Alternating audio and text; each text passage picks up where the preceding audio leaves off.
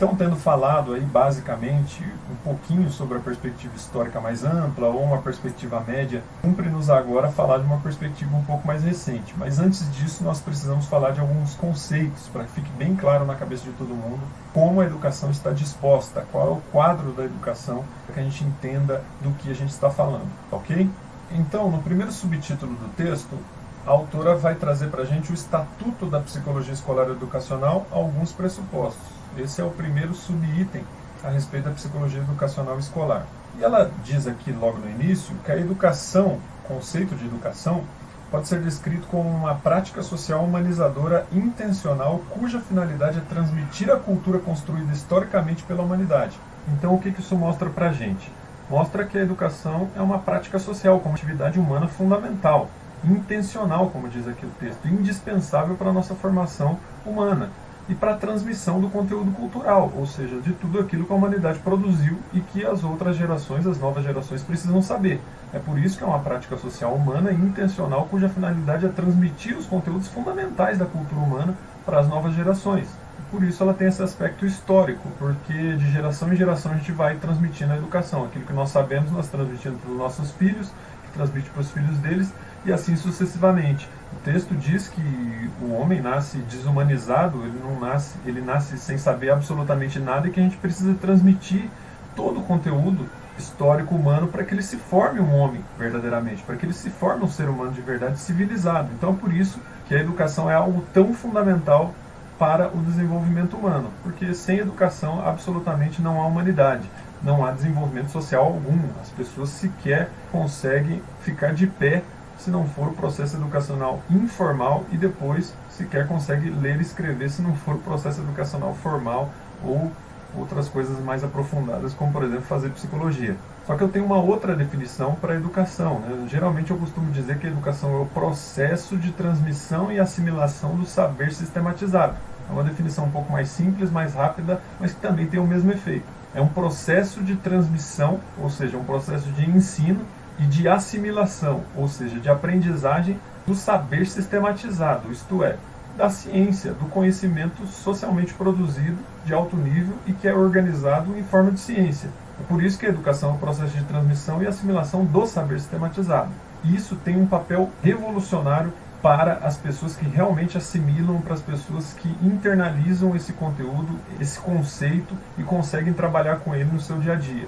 Eu costumo dizer que pessoas que muitas vezes trabalham na educação não conhecem a natureza e nem a especificidade da educação, não sabem o que ela é nem para que ela serve de fato. E quando a gente conhece a natureza histórica e social da educação, a gente percebe que a educação, sendo uma prática social humanizadora, é fundamental para os seres humanos. Quando a gente percebe que a educação é processo de transmissão e assimilação do conhecimento sistematizado, a gente não vai para a escola para fazer senso comum, a gente não vai para a escola fazer doxa. Quando a gente conhece que a educação é o processo de transmissão e assimilação do saber, a gente entende que um tem que transmitir e o outro tem que assimilar. Se há um processo de não assimilação do conhecimento, ou se há um ensino mal preparado e mal feito, há algo de muito errado nesse processo educativo. É por isso que ele precisa ser consertado.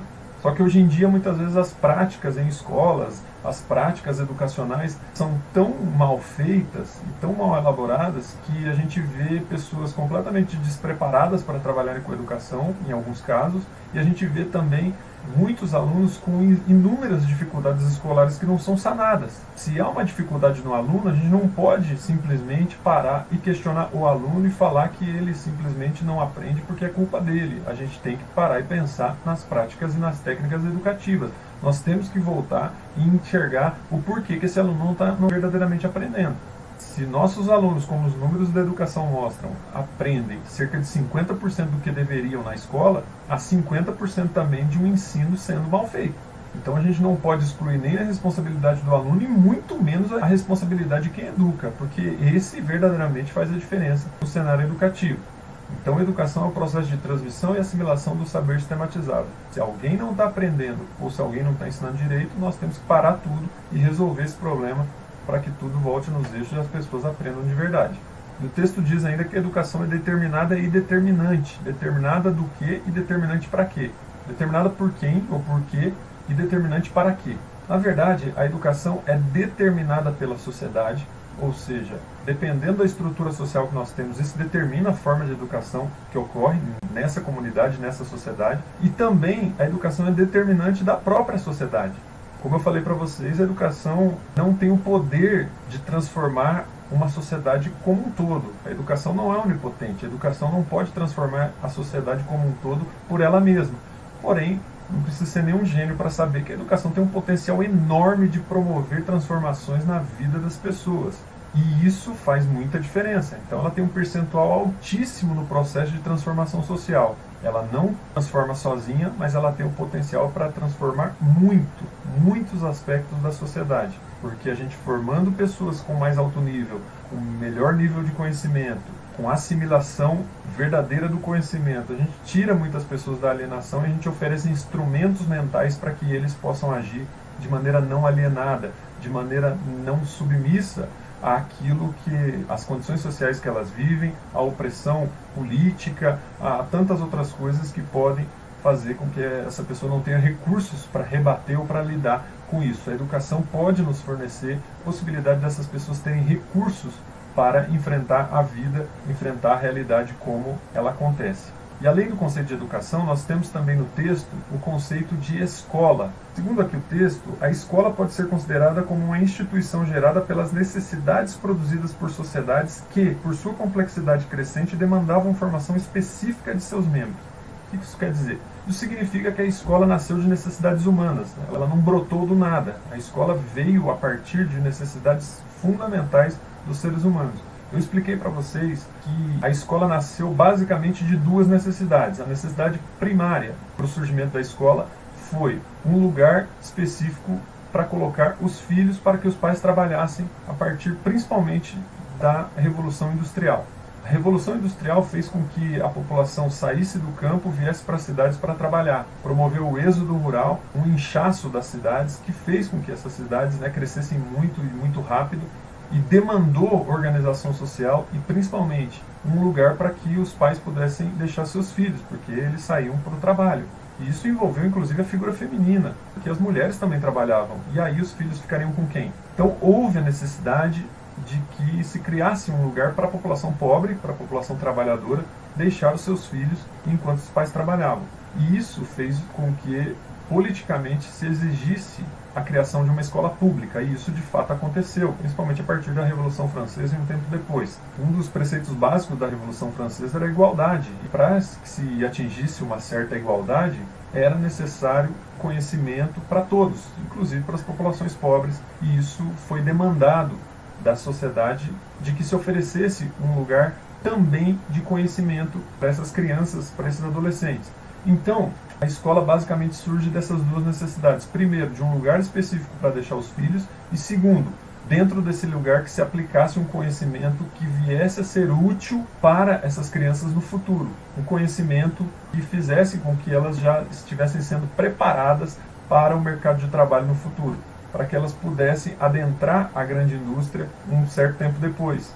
Por isso que a escola, que na sua etimologia significa lugar do ócio, passou a ser um lugar do ócio criativo, ou seja, um lugar em que as pessoas gastam seu tempo em algo útil para a vida. A escola não apenas era o lugar para deixar os filhos, mas um lugar de ensino para deixar os filhos. Ensino útil para a vida futura. Obviamente que isso aí tem interesses de classe envolvidos, tem muitas questões políticas e sociais envolvidas aí, mas que a gente não vai entrar em questão. Mas a escola surgiu com essa finalidade, de preparar a mão de obra trabalhadora também para o futuro. Principalmente porque a grande indústria demandava uma formação específica de seus membros, ou seja, demandava pessoas com um certo nível de instrução para que pudesse trabalhar nessa grande indústria, tecnológica e tudo mais. Não apenas a indústria, as próprias cidades, a vida urbana demandava mais conhecimento. Viver no campo era uma coisa, viver nas cidades era outra completamente diferente. As pessoas precisavam ser letradas, precisavam ser instruídas, precisavam ser alfabetizadas minimamente para que conseguissem viver uma vida social, uma vida urbana. Essa então é a história não tão bonita da escola, né? A história de uma escola que surgiu de necessidades humanas, principalmente relacionada com o mundo do trabalho. E é bom a gente lembrar, o texto diz que antigamente as escolas, antes, principalmente da Revolução Francesa, as escolas eram um privilégio de uma classe mais abastada, de uma classe com maior poder financeiro, maior poder aquisitivo. As classes de elite é que educavam verdadeiramente seus filhos em escolas específicas, ou seja, muitas vezes até os professores vinham à casa dessas pessoas para ensinar os seus filhos. Então a escola era privilégio de poucos no passado. Depois que houve essa necessidade motivada pelo mercado de trabalho, criou-se a necessidade também de uma escola pública e gratuita. E aí a gente vai para o conceito de pedagogia. O que significa pedagogia? Pedagogia significa basicamente, eu criei também uma definição para a pedagogia mais rápida e prática, são os métodos, técnicas e práticas educativas. São as formas de se fazer educação. O texto traz aqui que a pedagogia pode ser entendida como a fundamentação, sistematização e a organização da prática educativa. Basicamente a mesma coisa, são os métodos, técnicas e práticas educativas organizados para que a gente possa transmitir o conhecimento e o aluno verdadeiramente assimilar. Se não houver um mínimo de estruturação, de organização da prática educativa, essa prática educativa se torna completamente inócua, ela não vai atingir os seus objetivos, porque é uma atividade solta, uma atividade que não é regrada, não é normatizada, não é transmitida de uma forma metodológica, e as pessoas nunca vão saber direito como agir. Portanto, a gente criou a pedagogia, uma ciência responsável por organizar o sistema de ensino, para que a gente transfira o conhecimento da melhor forma possível para as futuras gerações. E aí a gente volta a falar de algumas contradições, né, que a área da educação apresenta várias, principalmente a educação pública. Eu falei muito para vocês a respeito da dificuldade que hoje em dia a pedagogia vive nas escolas públicas, principalmente, porque muitas vezes o pedagogo ele faz de tudo menos pedagogia. Não porque ele seja ruim ou porque ele não queira, mas porque ele está tão sobrecarregado de outros afazeres que não o pedagógico, que faz com que a pedagogia de fato seja deixada em segundo plano, quando deveria ser, obviamente, em primeiro lugar. Muitas vezes o pedagogo está envolvido o dia todo dentro das escolas públicas, atendendo pai de aluno, mãe de aluno, atendendo conselho tutelar, atendendo pessoas de fora, resolvendo problemas internos ali do colégio que não dizem respeito especificamente à pedagogia, à transmissão e assimilação de conhecimento, mas sim a aluno que brigou com outro aluno. E isso tudo vai gerando uma sobrecarga que vai fazendo com que a pedagogia de fato seja escanteada, seja deixada de lado. É por isso que falar de pedagogia hoje em dia é tão difícil, porque os pedagogos sobrecarregados de serviços acabam tendo que fazer outras coisas que não pedagogia de verdade. As teorias pedagógicas são maravilhosas, a gente tem várias, aqui no Brasil mesmo, várias tentativas já foram aplicadas, mas em geral a gente não tem tanto resultado porque diversas outras coisas acabam atrapalhando o processo educacional. E é isso que a gente tem que lutar, inclusive para que a psicologia entre de fato nas escolas, para que a gente possa ser um parceiro do pedagogo nesse processo educacional, para que o psicólogo faça o seu trabalho e o pedagogo faça o dele, e para que a gente tenha também assistentes sociais que possam cumprir essas demandas de pais de alunos, de atendimento a pai, atendimento à mãe, necessidades sociais dos alunos, e que o pedagogo não precisa atuar ao mesmo tempo como psicólogo e como assistente social dentro de uma escola, e que ele faça somente pedagogia. Todas as vezes que eu converso com pedagogos em escolas, a gente vê o nível de sobrecarga que eles têm, todos sobrecarregados de serviço, e muitas vezes o pedagógico vai ficando de lado e eles sentem falta dessa equipe multidisciplinar no sentido de gerar uma educação de mais alto nível.